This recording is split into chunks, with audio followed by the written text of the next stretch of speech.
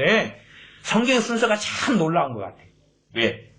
시대를 이제 하나님께서는 아시는 거예요. 어떤 시대들이 되어지는지. 그래 순서상 세력 있는 자라고 두어하지 말고 보다 가난한 자의 편을 들지 말며를 먼저 하는 것 같아요.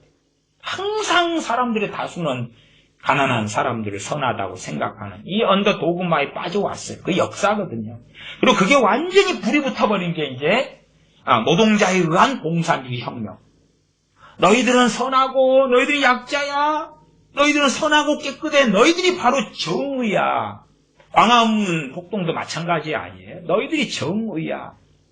그리고 이제 강자를 누구로 할 것이냐. 박근혜 정권을 오버도그 강자로 하자. 저놈들을 악의 집단으로 만들고 적폐 세력을 누구로 할 것이냐. 가진 자들 누구냐. 대기업이고 재벌이잖아. 저놈들을 강자로 만들고 오버도그로 만들자. 그래서 저놈들을 끝장을 내버리자. 그리고 우리는 언더도그 신용을 하자. 우리는 선하고 깨끗하고. 민노총 애들이 그렇게 돈을 많이 받아먹으면서 온갖 행포를 자행하면서 자기들은 강자가 아니라 약자 코스프레를 하고 있다 그 말이에요. 자기들은 선한 코스프레를 하고 있다 그 말이에요. 15절 마저 읽고 말씀을 마무리하겠습니다. 공의로 사람을 재판할지며. 그래서 공의로 사람을 재판해라. 우리가 아는 보편적인 재판은 역사를 바르게 세우고, 그렇죠? 그 다음에 우리의 말로라도 그러한 악인들에 대하여, 그리고 투표를 할 때도 악인들을 뽑지 않고, 내년에 총선이 있잖아. 그때 되면은 정말로 악인들일수록 자기를 사회 약자로 만들고 약자의 편에 선 사람인 것처럼 하면서, 그리고 당신들은 사회 약자다. 그리고 막 퍼주는 포퓰리즘을 한다고 말이에요. 그런 것에 속아 넘어가서 당신들은 정의의 편이요. 그리고 표를 주고, 그러면 내년 총선 잘못하면 나랑 말아먹는 거예요. 나랑 말아먹어. 이번에도 대한민국의 헌법재판소에서 낙태죄는 위헌이다 판결을 했어요. 그러면은 낙태죄는 위헌이다 할 때 어쨌든 남자 여자가 잠자를 할 때에 여자가 임신을 하니까 여자가 더 약자가 되는 거죠. 남자가 임신하면 골치 아프죠. 여자가 임신을 하니까. 자, 여자 내 자유가 없잖아. 내가 이 애를 마음대로 죽여버리고 살릴 자유를 줘야지. 자유를 줘. 자유를. 에? 나 약자거든. 약자 코스프레가 먹혀 들어간 거예요. 야, 생명은 누구 거예요? 생명은 임신한 엄마 거예요? 임신하기 위한 남자 거예요? 아버지 거예요? 생명은 누구 거예요? 하나님 거지. 생명은 하나님 거예요. 그래서 이 약자 코스프레 하는 인간들은 이제 어떤 예화를 쓰냐 그러면 사람들로 하여금 딜레마에 빠지게 하려고 어떤 여자가 강간을 당했다. 그리고 임신했다. 자, 이 애를 지워도 되냐? 안 지울 거냐? 그러한 거의 99% 이상 말하자면 1%도 일어나지 않는 일을 하는 거예요. 1%도 일어나지 않는 일을 예제로 삼아가지고 딜레마 속에 빠뜨리는 거예요. 그러나 보통은 임신하는 것이 성폭행으로 임신하는 경우가 흔해요? 거의 없어요. 있기는 있어요. 그러니까 법을 단단히 세워가지고 성폭행으로 임신한 아이를 잘 보조하고 키울 수 있도록 하고 재정 지원해주고, 그치요? 그 다음에 그 아이를 입양하겠다는 사람 많아요, 적어요? 아직은 서구 같은 데는 입양하는데 많아요. 미국인도 많고. 그러면은 입양을 원하면은 임신을 10개월 동안에 정부가 보조하고 기관들이 도와줘가지고 그런 사람들을 아이 생명을 죽이지 않고 그렇게 해서 입양이라도 보내거나 키울 수 있으면 미혼모라도 키울 수 있도록 그렇게 정책적으로 지원해주고 그런 게 중요하지요. 그렇잖아요. 근데 엉뚱하게 아이를 생명을 죽일 수 있는 자유가 있다. 그게 절대 기독교에는 그러면 안 돼. 세상 사람은 그 악행에 동조해도 한국이라는 나라가 그렇게 악하게 지나갔으면 되겠냐고 말이에요. 그러면서 이제 아이를 낙태죄가 위헌이다. 낙태해도 괜찮다. 마음대로도 괜찮다. 그리고 이제 미국의 예제를 들어요. 실제로 미국 같은 경우가 72년인가 낙태죄 위헌을 해가지고 낙태죄가 폐지가 됐어요. 낙태죄가 폐지가 됐어요. 72년인가. 낙태를 허용하는 나라가 이제 대표적으로는 미국, 독일, 벨기에 이런 나라가 허용을 해요. 그래서 지금 현재 미국의 낙태율이 11.8%, 그 다음에 독일이 7.2%, 벨기에가 9.3%, 낙태를 허용하는 나라들이에요. 그리고 이제 한국이 지금 현재가 15.8%. 15.8%라는 것은 100명을 아이를 임신하면 거의 16명을 낙태를 해버리고 죽여버린다는 이야기죠. 그 다음 낙태가 금지되는 나라가 칠레, 폴란드 뭐 이런 나라가 금지됩니다. 그래서 그래도 이제 낙태를 하잖아요, 몰래. 낙태율이 0.5, 폴란드는 0.1. 그러니까 말하자면 낙태를 금지하니까 법으로 금지되어 있어서 몰래 하는 거예요. 그것이 1000명에 하나. 폴란드는 1000명에 하나고 칠레는 1000명에 5.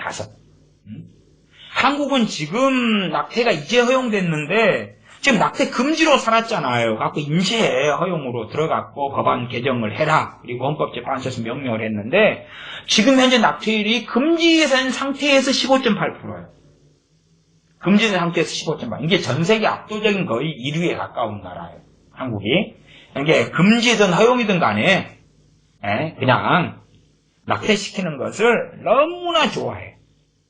그러면 이제 지금 현재 미국이 14.6%까지 2014년 통계가 됐습니다. 그래서 봐봐라. 미국을 예제로 들어요. 어떤 예제를 드냐 그러면 미국이 낙태죄가 폐지가 된 것이 1973년이에요. 1973년 때 미국의 낙태율이 16.3%였어요. 16.3%. 이게 상당히 그래도 있었죠. 미국도요. 예. 그때는 이미 우리가 미국을 막 20, 30년 뒤로 추격하잖아요. 그러니까 그때 상당히 이제 복지가 들어오면서 잘 먹고 잘 살게 되면서 그 다음에 미국 경제가 이제 꺼져갔잖아요. 근데 어쨌든 미국이 잘 먹고 잘 살면서 배가 부르니까 이제 애들을 막 죽여나가는데 낙태 금지인데도 16.3%였어요. 그러니까 73년에 16.3%였는데 낙태의 허용으로 들어갔어요. 73년에.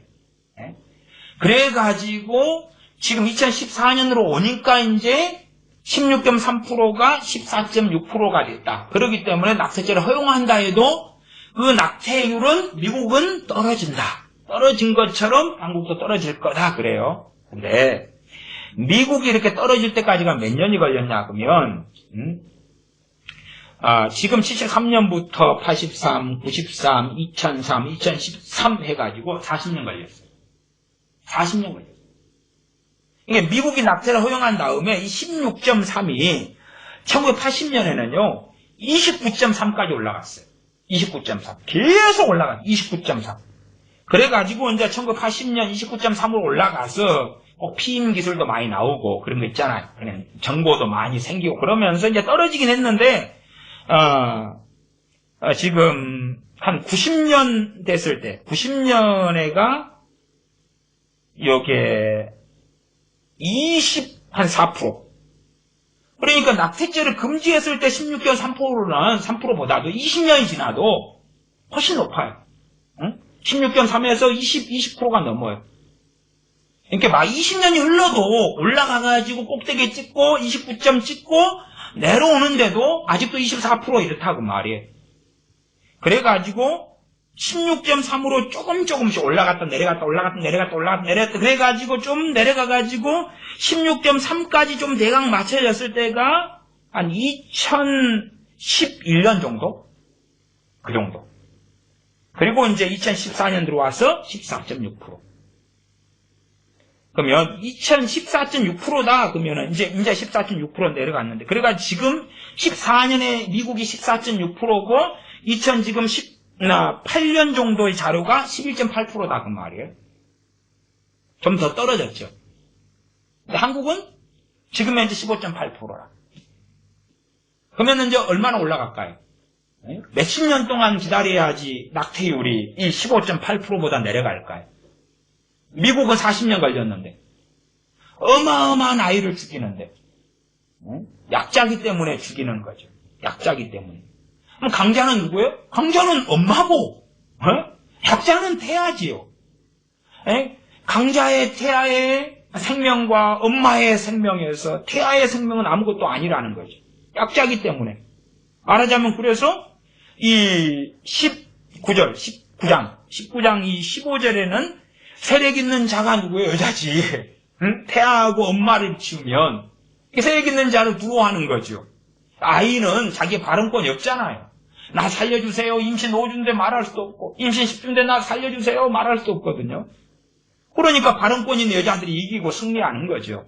여성가족부가 나서서 따르라. 그리고 페미니즘이 나서서 따르라. 그리고 여성인권단체가 나서서 따르라. 그러는 거죠. 그러나 어쨌든 전 세계 낙태 허용 국가들이 있는데 또 금지 국가들은 신뢰가 0.5%인데 낙태율이. 한국은 금지 국가인데 15.8%라. 허용으로 들어가면 모르죠. 한 30%, 미국이 29.몇% 찍었으니까 한국은 뭐 올라가면은 훨씬 더 많이 찍겠죠. 무수하게 죽여나가겠죠. 미국이 29.3이 최고치를 찍을 때인가 그런 것 같아요. 그래프상은 29.3보다 좀 더 높을 때가 있는데 30 찍었겠는데 어쨌든 그러한 어떤 저주받을 일 속에 한국이 들어가죠. 미국 그랬으니까 괜찮잖아. 저는 그래도 미국의 경제적인 어려움 이런 것들 꽤 있었잖아요. 그것이 낙태죄에 대한 허용과 딱히 그렇게 무관하게 보지는 않는다. 저는 그렇게 영적인 해석을 좀 하는 입장도 있어요. 그 다음에 독일 같은 경우 7.2%, 낙태 허용인데 7.2%.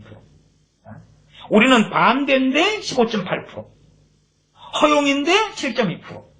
그러니까 독일 사람들보다 그냥 객관적으로 2배 이상이 한국 사람들이 악하다 그 말이에요. 악해. 그건 내 복지가 중요하니까 내 복지를 위해서는 애를 죽이는 것도 훨씬 더 자연스럽다는 거죠. 벨기에 같은 데도 9.3%, 우리는 15.8%. 허용되면 가볍게 20%는 찍고 올라갈 것 같아요. 근데 최소한 그래도 산부인과들에게는 낙태 수술을 안 할 권리는 줘야 됩니다. 그러지 낙태 수술 해달라 산부인과 의사가 안 한다 그렇지 않기 때문에 나는 태아를 죽일 수 없다 고소해가지고 벌금 나오고 감옥에 넣어버리고 의사의 자격을 취소시켜버리고 그러면 이제 대한민국 망하는 거예요. 그건 망하는 거예요. 그까지는 하지 않아야 돼. 낙태 때 허용으로 가도 얼마나 악으로 터닝한 거고 돌아선 건지 몰라요. 그러나 이 여자들은 임신한 여자들은 약자 코스프레로 간 거예요. 아이에 비해서는 광자지. 상대적인 거니까 약자 코스프레 해가지고 봐라 얼마나 불쌍하냐 짠하냐 허용하자. 그렇게 해서 이제 그 편에 헌법재판관 애들이 선 거지요. 또한 여론이 상당히 많이 섰고요. 그러나 아이를 죽이는 것보다 한국 같은 경우는 아이를 죽이는 게 아니라 앞으로 살려야 돼요. 한국 망하는 것도요. 최소한 어떤 정치적으로 망한다기보다 경제적으로 망하는 것도 아이들이 태어나는 숫자가 적어지면 망해버려요. 생산인구가 없어져 노년인구가 많아지니까요. 망해버려요.